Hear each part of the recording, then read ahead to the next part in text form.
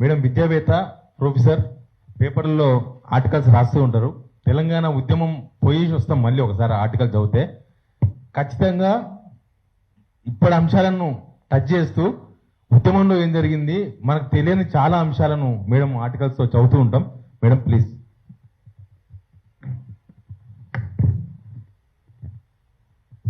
అభిప్రాయాలు నిష్కర్షగా చెప్పచ్చా?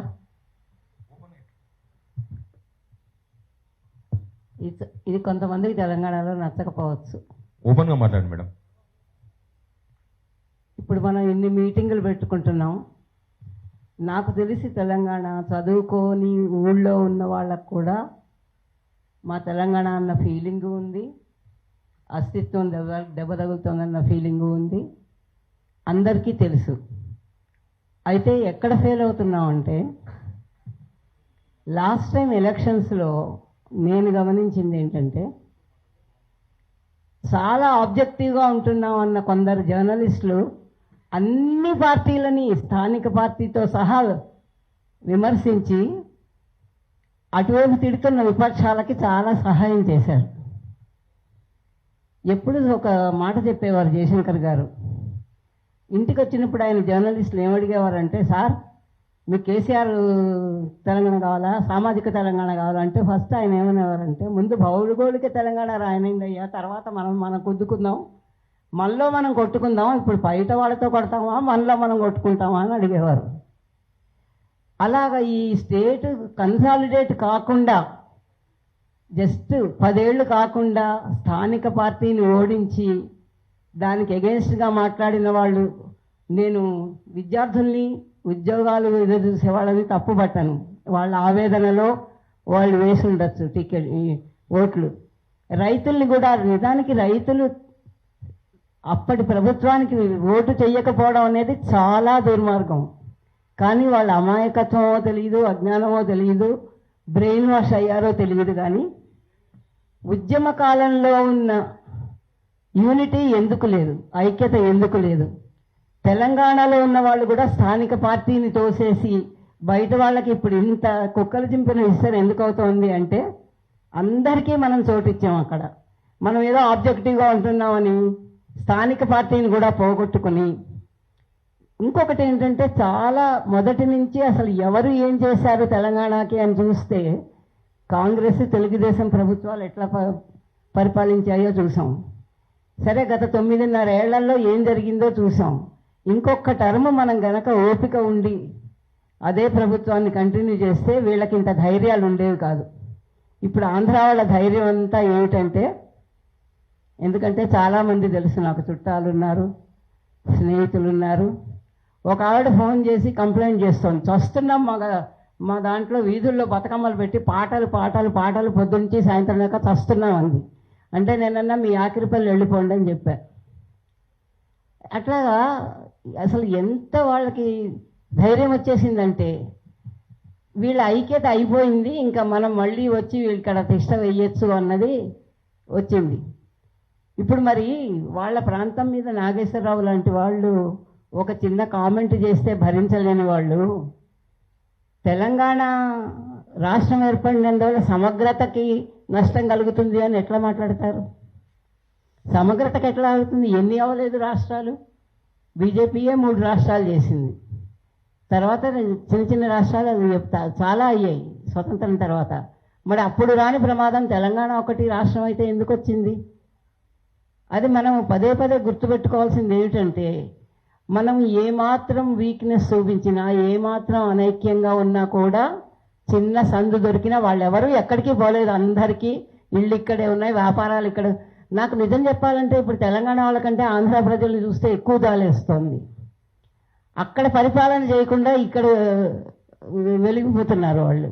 అక్కడ ఏం చేస్తున్నారు? పోలవరం ప్రాజెక్టు 1941లోనే మీరు కట్టుకోండి అని పాపం తమిళ సోదరులు చెప్పారు. ఎన్నేళ్ళయింది? అది లేదు. అది పూర్తి చేద్దామని లేదు.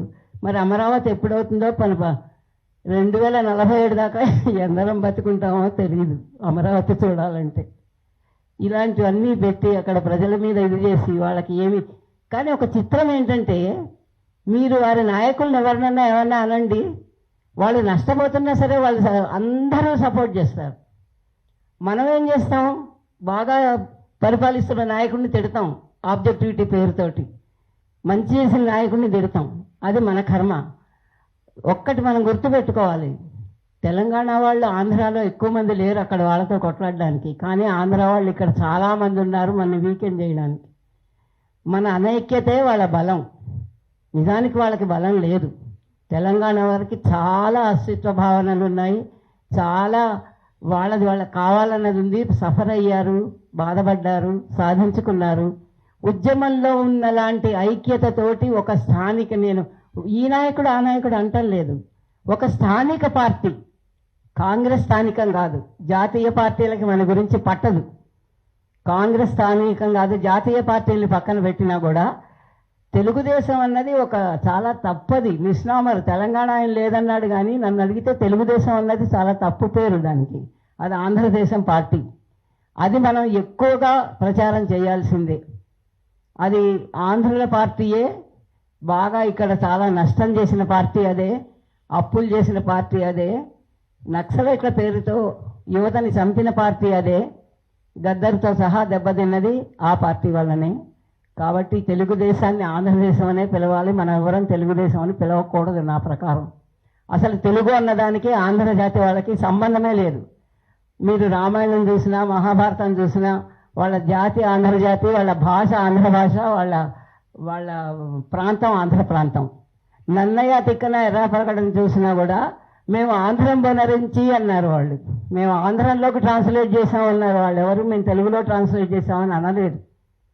ఇక్కడ పాల్కూరికి సోమనాథుడు తన ఇది రాసినప్పుడు కూడా బసవ పురాణం, ఆయన ఏమీ వేడుకున్నాడంటే, ఆంధ్రులవన్నీ అందరూ చదువుతున్నారు, నేనేమో జాన తెలుగులో రాశాను, ఇది భాష కాదని మీరు రిజెక్ట్ చెయ్యకండి, చదివి చూడండి, అన్ని రకాలుగా గ్రామర్ అదంతా ఫాలో అవుతూ నేను రాశాను, నాది ఆదరించండి అని ఆయన, నేను తెలుగులో రాశానని చెప్పుకున్నాడు. ఇప్పుడు బౌద్ధుల ఆరామాలు అక్కడ ఇక్కడ ఉన్నవి చూసినా కూడా అక్కడ వాళ్ళు ఆంధ్రం అనే వాడారు, ఇక్కడ తెలుగు అని వాడారు. ఎవరు ఆ భాషను తెలుగు అని అనలేదు. ఈ మోసం ఎప్పుడు మొదలైందంటే 53లో వాళ్ళకి రాష్ట్రం వచ్చి 2.5 ఏళ్లలో చతికిలబడ్డారు. ఏమీ వాళ్ళు అసలు చూసుకోకుండా 12.5 కోట్లు అప్పు చేశారు కేంద్రం దగ్గర. కేంద్రం ఇంకా చేతులు ఎత్తేసింది, మేము ఇవ్వలేం మీకు, మీ ఇష్టం వచ్చింది చెయ్యండి అని. అప్పుడు వాళ్ళకి గుర్తొచ్చింది, నిజానికి ఇద్దరు తెలుగు వాళ్ళు అయితే అప్పటికే 52లో మనం వేరయ్యి మనది పెట్టుకున్నాం కదా నిజాం గారిని. మరి 53లో వాళ్ళు అయినప్పుడు అప్పుడే మొదలవ్వాలి కదా, ఈ 2 తెలుగు రాష్ట్రాలు అక్కడ చెయ్యండి అని. అప్పుడు మొదలు కాలేదు. 54లో మళ్ళీ ఎస్ఆర్సీ అది వేస్తారు అన్నప్పుడు వాళ్ళకి ఆర్థికంగా చతికిలు పడిపోయి అప్పులు చేసి ఆ ప్రాంతం గురించి, ఇప్పుడు వాళ్ళే కాదు, అప్పుడు నాయకులు కూడా ఎవ్వరూ ఆంధ్ర ప్రాంతంలో లేరు, వాళ్ళంతా మెడ్రాస్లో ఉన్నారు. సంజీవ్ రెడ్డి బెదిరించాడు నెహ్రూని, ఏమని, నువ్వు కర్నూలు రాజధాని చేయకపోతే నేను మెడ్రాస్ నుంచే పాలిస్తాను అని. దానికి లొంగి కర్నూలు అన్నారు. ఆ కర్నూలు ఏం డెవలప్ చేశారు? ఒక్కటి కట్టారా? ఒక్క భవనం కట్టారా? ఒక్కటి చేశారా? చేయలేదు.